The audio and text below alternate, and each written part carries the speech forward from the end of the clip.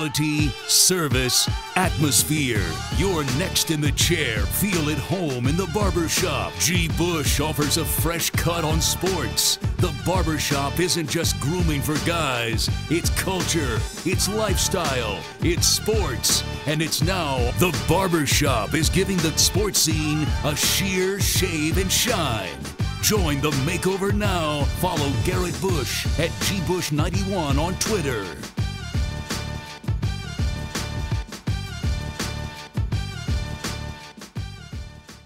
Yo, what's up, man? It's your boy G. Bush, barn burner. What a game. What a game by the Cleveland Browns, winning 17-16 on the road in Mile High Stadium, getting that monkey off our backs, getting the situation taken care of, not winning in Mile High since 1990 on national television, national televised games, showing what the Cleveland Browns are about. It's been years since the Cleveland Browns have beaten the Denver Broncos. We're looking at all those other montages of the Broncos teams, Red Right 88, and all those terrible montages about John Elway and what he was done, the drive, the fumble, and all the torment and the pain and frustration that's gone wrong with the Denver Broncos and the Cleveland Browns. And finally, the Cleveland Browns have gone into Mile High Stadium and gotten a win against the Denver Broncos, and it feels damn good. It feels damn good. And welcome on into the barbershop. Welcome on into the barbershop. I'm your boy G. Bush, back at you again with another blog. And we're here to do it again, man. Doing it again, man. This is an ugly game. Ugly game as usual. When it comes down to the last parts of the season, this is not going to be shootouts. This is not going to be something where you're going to be able to find teams getting 40, 50 points at the end of the season. That's what the NFL is about. The NFL is about teams knocking each other in the face, punching each other in the mouth. Games are going to be low scoring. Games are going to be filled out games in the first half. And this is what this game was. The Cleveland Browns came out and they started off quickly. Rashard Perriman caught a touchdown pass in the corner. Baker Mayfield looked like he was going to start off and pick up where he left off, with being hot the last couple games. But Denver was like, oh, no.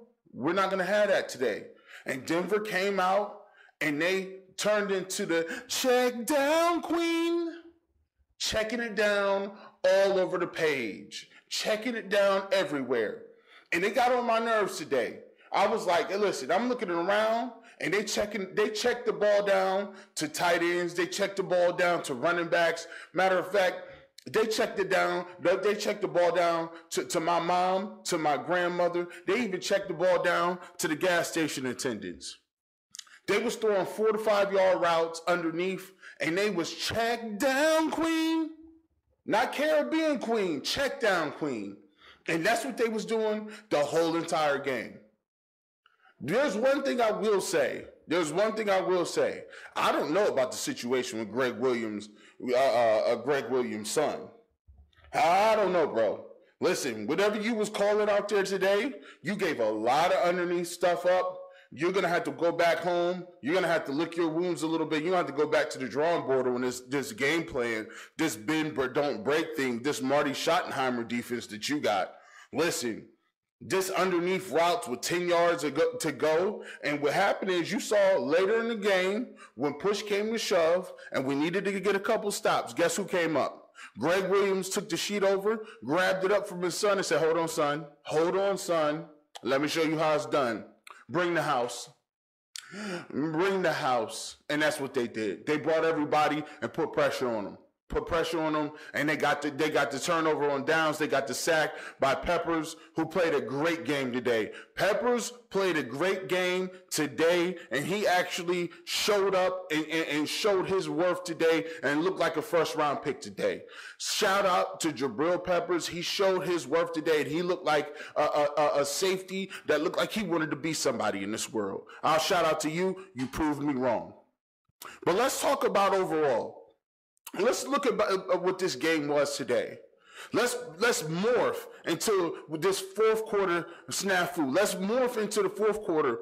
We trading body punches, we jabbing, we filling each other out. Both teams are sloppy in the middle of the game. Both teams are getting penalties called on them.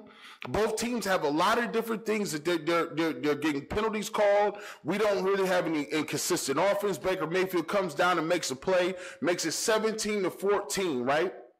Now we have a situation in which the Denver Broncos come down, kick a field goal, we're up 1 point. Turning point of the game, we got the ball. Nick Chubb breaks off a 40-some-yard run, and now it becomes clock management game. Clock management game. And this is what really shows your salt as an NFL head coach. And in 2 to 3 minutes, we get to see the pressure-packed NFL game as far as coaching and what you do in 2 to 3 minutes, because we say, okay, what do you do? What do you do, Gregg Williams? Are you playing for a field goal or are you going for a touchdown?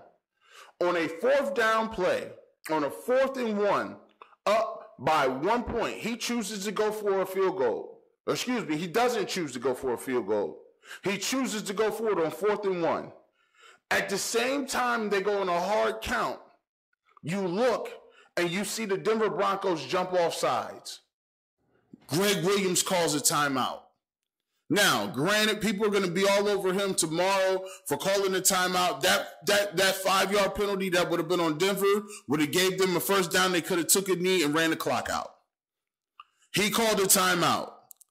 After the timeout, he chooses to go forward on 4th and 1 instead of kicking the field goal. Instead of going up by it would have made a 4-point game instead of a 7-point. A 4-point game instead of a 1-point game. So that would have meant that the Denver Broncos would have had to go the length of the field to score a touchdown to beat the Browns. I don't have a problem with that. You ain't got nothing to lose. I don't got a problem with that. I'm billing this game as an AFC wildcard game. I'm billing this game because this game, truthfully, is an elimination game. The Browns have a slim chance of getting into the playoffs, but they got to win out. And every scenario deals with them winning out. So you got to leave it all on the field. So they have to win this game. That's what they have to do. I don't have a problem with him going forward on 4th and 1. He's fighting for his coaching career. He's fighting for his playoff life. And listen, you punting or grunting, I'm leaving it all on the field. The Broncos blew the play up in the backfield. Chubb gets knocked down for a 3 or 4 yard loss. And at that moment, we look at each other, and how many people looked around and said, man, another opportunity that the Browns are going to be the Browns. It's the same look that we had last week against the Carolina Panthers. It's the same look that we've had a couple times while Gregg Williams and Freddie Kitchens have been interim coaches for the Browns. It's another opportunity the Browns could be the Browns and find a way to lose this game. Find a way to lose this game. But they didn't. The Browns didn't. And something is alive in this team that you gotta just give it up.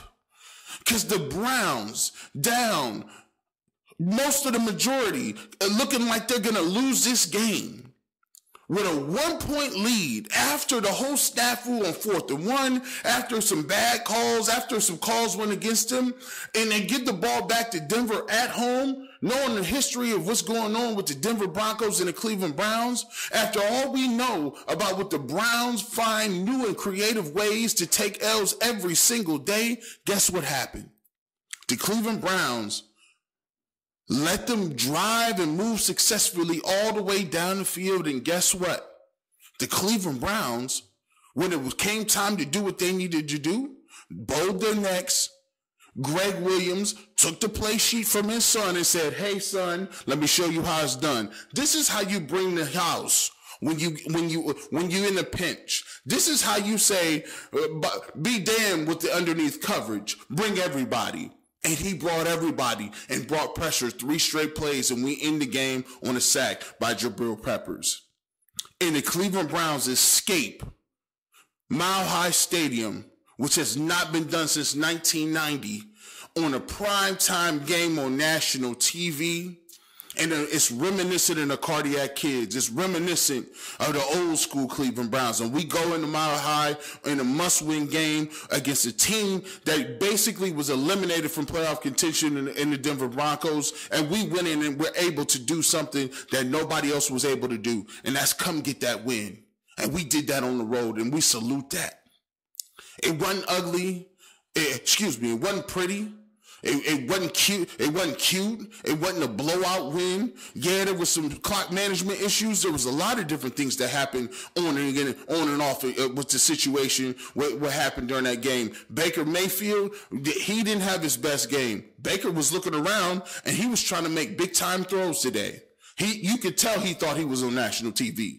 You could tell he knew America was watching him. He looked like he was on American Idol singing a Whitney Houston ballad. He was going for the jugular. He was like, listen, hey, Baker, what kind of song you want to sing today on American Idol? He was like, listen, give me the Whitney Houston joint. I want a Luther Vandross song, and I want to sing a Celine Dion song. He was like, you are aware that you're a guy. Be damned. I'm singing Celine Dion. He was going for the jugular tonight. But sometimes, as a rookie, you got to realize, you got to check that down. There was a couple throws that he had Callaway open, went to the secondary route, throwing big for Jarvis Landry. And in that thin air and Mile High, the ball sailed on him a lot, especially down the seam and especially in that night air. I think the ball got away from him a few times, specifically throwing the ball down the middle of the field. And I think he definitely didn't have his best game. He was definitely not as accurate as he usually is. And you're going to have that with rookies, and he didn't have it. Chubb, he didn't have much before that big run, that 44-yard run, 45, 46-yard run, that really kind of, we were trying to go down and ice the game. He really didn't have much before that. Now, granted, he did have a penalty, a big-time run that was called back by a Gregg Williams run earlier in the game, but he didn't have his best stuff, right? You know, so these are the games that people look at. You didn't have your best stuff. You didn't have your best fastball. You didn't have your best curveball, your breaking pitch. But what did you do? You kept working it. You kept working the pitch count. You kept nibbling on the corners. You kept getting the ground ball outs. You kept doing some different things that worked well for you. It's a situation where the Cleveland Browns worked their way on the road and got a big-time playoff victory. And why you say, G. Bush, what are you talking about? It's week 14, 15, 16. What are you talking about? There's no playoffs. Browns ain't in the playoffs. But for me, these are playoff games. These are meaningful games. Every single game that the Browns play are must-wins from here on out. For me, this is the AFC wildcard game on the road. You win this game, you go into the divisional round. You got Cincinnati tomorrow. Or next week. You take Cincinnati, then you say all the chips are on the line, and you got an opportunity to beat Cincinnati and then go on the road against a rival who needs a victory at home in the Baltimore Ravens to try to get another win to end the season, winning 3 games in a row. 2 in a row, sweeping the season series against the Bengals and Hue Jackson, sweeping the season series against the Baltimore Ravens, a team that used to be the Cleveland Browns. And think about the momentum that you got. Not only do you end the season with a above 500 record, not only do you end the season on a positive note, because you have an interim coach who came in and did the impossible. Not only have you found your franchise quarterback, not only have you found a running back, a young stud running back, not only have you done this, but you've swept 2 teams, you've ended those guys' hopes of actually being in the playoffs, and at the same time, you may have found yourself a head coach. These are all things that I'm looking forward to going into next week. And this is a divisional round playoff game for me, myself. I don't know about y'all. Every single game counts. Every single game is important. Every single snap counts. I'm not looking forward to 2019 because it's all about this year. 2 more games left, and these are playoff games. And as you can see, the intensity, the passion, and the nail biter that this game was just shows you what playoff football can be like in this city. As always, hit that like and subscribe button. And as you can see, we got the beautiful merchandise. Shout out to my people. We got these coming, man. I told you the merchandise was coming. Barbershop t-shirts and apparel coming. Beautiful. We got the hoodies right now. We got some hats coming. We got a distributor coming. I will let you guys know where you guys can go out and purchase this. But first, we're going to do some giveaways where you guys can subscribe and do some different things with the channel and do some participation. Well, we'll give these away. For the people who love my content, we'll give this away, man. So definitely love it, man. Love the hoodies, man. Shout out to my people who designed the logo and everything, the barbershop hoodies, man. Salute to you guys, man. Also, check me out tomorrow. I'm going to be up. I ain't going nowhere. We ain't stopping. I was up earlier today. I dropped a video tonight. I'm back up tomorrow, 10 a.m. to 2 p.m. We're going to go ahead and recap this whole thing on 92.3 The Fan. Rock with me, hit that subscribe button. And also, we're not going to stop with the playoffs. I'm going to be doing a whole other recap tomorrow. I'm going to give you a recap of another game tomorrow, NFL games of the week. Even if the Browns ain't going to be here, we're going to continue to do that. But support the channel. Browns, 4 out of 5 games. Let's keep that going. Oh, by the way, you heard it here first. Gregg Williams. That's the sound of the bandwagon. It's getting full. It's the barbershop here. Peace. You've been locked in with G. Bush in the Barbershop. Feel free to take a look at some of our other videos linked here, and also subscribe to our channel so you never miss any of our updated content coming out regularly. Thanks again for listening.